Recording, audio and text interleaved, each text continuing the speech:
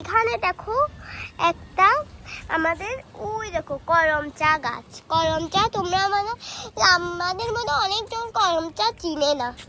আমাদের দেশে অনেকজনই করম চা মানে কি কেউ জানে না। আমি আজকে তোমাদেরকে সেইটাই দেখাবো। আমি কিন্তু জানি না তোমরা কি করম চা জানো না এটাও আমি তোমাদেরকে দেখানোর জন্য একটা ছিঁড়ছি। ওহ, এই যে দেখো করম চা। করম চার থেকে লাল লাল কষের মতো কাওয়াস বের হয়, দেখেছো? ক্যামেরাম্যানকে বলি এটা ধুয়ে দেওয়ার জন্য।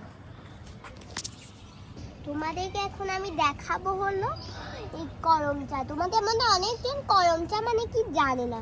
করম চা একটা ফল, সেটা দেখতে কালো, কিন্তু সেটা কালো মানে কেমন কালো, সেটা পাকলে কালো হয়, আর হলো সেটা কাঁচা থাকলে হয় সবুজ, কখনো কখনো লালও হয়।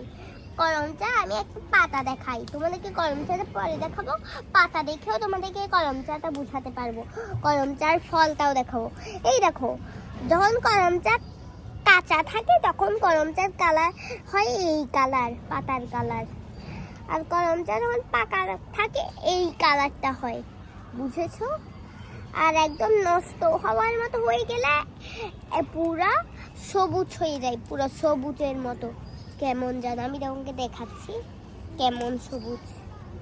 এই যে এইরকম সবুজ হয়ে যায়, দেখেছো? এখন আমি তোমাদেরকে করম চাটা দেখাই, আসো।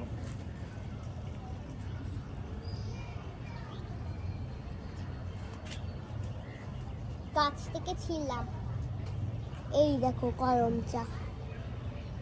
এখানে লাল লাল কষ থাকে রক্তের মতো, এটা দিয়ে তোমরা চাইলে মানুষকে ভয় দেখাতে পারবে।